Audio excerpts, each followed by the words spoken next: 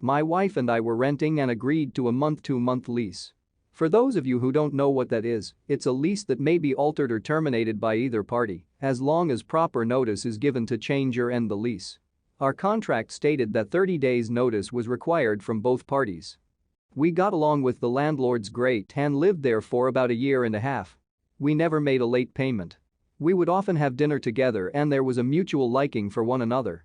After some time, they began telling us that even though it's a month-to-month lease, they wanted to continue this arrangement long-term. They gave us the whole "we love having you here and we want this to be a long-term thing."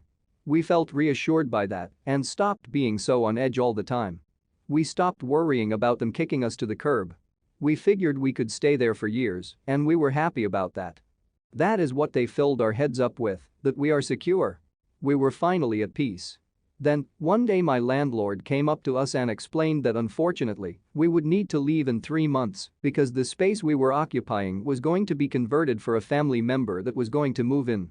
We felt a little betrayed and lied to. However, we understood that it's what we agreed to and we should have never relied on their word to begin with.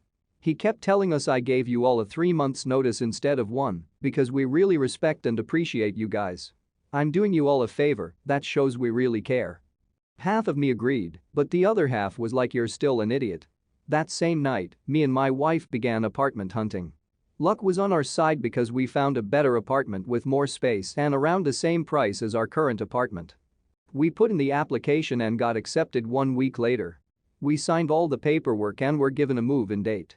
The time came to tell our landlords. We told them we had found a new place and wanted to activate our 30 days notice. We thanked them for everything, the same stuff they fed us. We let them know that after being told we had to leave in 3 months, it was in our best interest to find a new apartment sooner, and so we did. We didn't want to wait too long to start looking and end up homeless after the 3 months. They went off on me and my wife, telling us we couldn't do that and that they would take us to court. They were yelling personal insults at us and the police were called. Am I crazy for not believing that we did something wrong? Our contract stated that 30 days notice was required from both parties. This is all we needed to know and the only real thing that matters here. You're abiding by the contract that both you and your landlord signed, you are not the idiot. OP wouldn't be the idiot to abide strictly by the contract regardless, but it also doesn't sound like they sat on notice maliciously, they found a place to move and let them know. The landlord wants the extra months of rent too bad. Totally agree. OP was weirdly hung up on the 3-month notice thing, like that actually was very kind of the landlord because it puts them in the exact position they ended up in, missing out on 2 months rent. It wouldn't be a kindness if they weren't sacrificing anything. If the landlord really wanted you there longer term, OP, they would have switched you to another lease. The landlord is unequivocally the idiot for getting mad that OP basically responded to the gesture of kindness with "Okay, I accept and will use that extra time accordingly." They clearly just wanted the credit for doing a nice thing without actually doing anything meaningful. But OP, the whole only 3 months notice after saying how much they liked us but never moving us to a longer-term lease angle isn't as sympathetic as you seem to think it is. Neither of you did anything wrong until they got mad. I was going to say no idiots here, they can ask you to leave regardless of what they said before, you can tell them you're leaving right up until the point they freaked out. I'm betting they were counting on those 2 months of rent to help pay for the modifications to the space for the family member. Not the idiot and take photos of everything before you leave. If they freak out now, they could freak out about damage and keep your security deposit. OP. Buy a newspaper that and put the front of the newspaper in the pics. It's a way of date stamping them so they can't claim the pics were from the move-in date. And take pics of everything, they're def gonna treat that security deposit as a bonus month's rent. When my wife and I got married, we were both working. Once our first child was born, she wanted to quit, completely her decision. I started working more to compensate, and she started taking care of the house and the kid. I am a pretty clean person and I help whenever I could or if she asked. I am an involved parent. Then we had another kid and I started working even more. At the end of 2019, my wife flew to her home country to visit her parents. Airports were shut down and all the flights were cancelled before she could come back. There was a lot of red tape to unravel here and we couldn't get her back home until May. As I said, the only reason I didn't do household work was that I was working too much. I discussed that with my wife, and she was also okay with taking care of the household. I have lived alone for several years, and until she quit her job, I always did my share of everything. I am pretty far from helpless. At first, I freaked out a little as I couldn't WFH, working from home, and I had kids, 7M and 2F, to take care of. In the end, I figured it out. I have stretched a little thing, but it was nothing unmanageable. My wife came back home at the beginning of May 2020. She was very happy to be home, and we were all happy to have her back. There didn't seem to be any problem. A few weeks ago, we have had dinner at our house with one of our couple of friends when my wife told them that I was miserable without her, that the kids were miserable, that the house was a disaster, that she had so much stuff to clean up, etc. She basically said that I was helpless without her and that I couldn't take care of anything while she was gone. I kinda chuckled awkwardly. I told her that the kids and I were definitely miserable sometimes because we missed her, but nothing other than that was true. I told her not to lie about me or my ability to take care of the kids. After dinner, she was extremely mad at me and told me that I was a jerk and that I should have just played along. She told me that she felt awful that I could manage everything without her, and she felt that they didn't need her and that she was insignificant. I obviously tried to tell her that it wasn't the case, but she kept yelling at me and made me sleep on the couch. Here is the thing. Just because she isn't employed doesn't mean she can't work, doesn't know how to work. Similarly, just because I don't do things now doesn't mean I can't do them. I think it's demeaning to have me pretend that I am a man-child who has to be babied, doesn't know how to do basic things, cannot take care of my own children, just so that she can feel better about herself. I don't think it's right to portray me as an incompetent person because she feels insecure. However, she is still really upset, and I am not so sure anymore. Am I the idiot for not going along with the lie? Not the idiot. If I was in her position, I would be non-stop bragging to people about how great you had been as a caring father, understanding husband.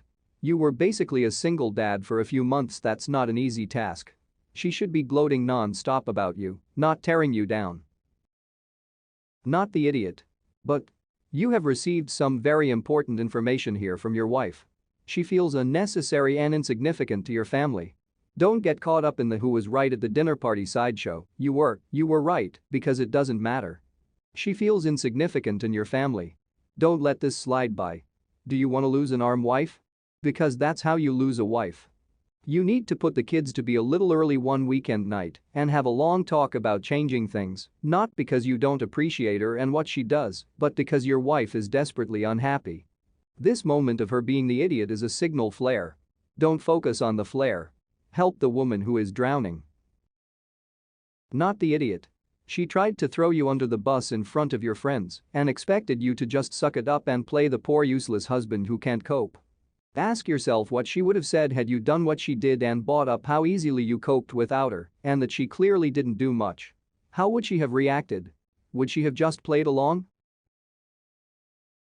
Being the only child in the family was awesome. I got to have my own room, friends, iPad, etc., which I'm now obligated to share with my so-called sister, yes, even friends.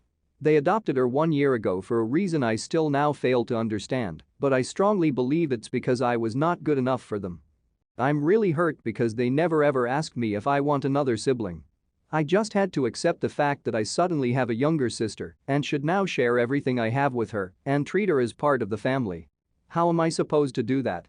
I can't just start feeling close to her. And the fact that I am forced to involve her in all my plans infuriates me and makes me hate her even more. Today my friends and I decided to challenge ourselves to stay awake all day by doing many different sorts of things that will keep us from getting bored. Obviously, since we share the same room, my sister heard this and told me she would like to join the activity. I was honestly hoping I could finally do something without her, but of course, she had to ruin it. I told her no, and she said she is going to tell my parents about it. I then got mad and told her to get out of my house and go back to her biological family. Excuse my language. Her voice then changed, and she told me she doesn't know where they are, but I told her to shut up, again excuse my language, and not get emotional with me, because I really had it with her. She left the room and I started crying because of how stressed she made me, but realized I should whip my tears fast because my parents can't see me like this. Otherwise, they will believe my adopted sister's words and I'll get punished for it. She obviously told them, but I denied what I said. I normally don't lie, so they believed my words and are now talking to her, obviously without being harsh, and will still not punish her because God forbid they treat my adopted sister wrongly. Am I the idiot for the way I reacted? I don't understand how OP can even type this out and hit send while somehow thinking there's some way they may not be the idiot. You're the idiot. Obviously, I don't understand the whole situation.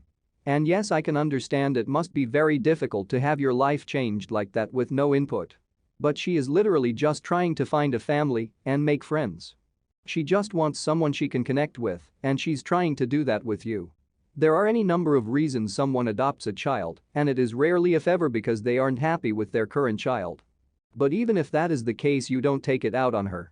If you have problems, bring them up like a mature, reasonable person with your parents.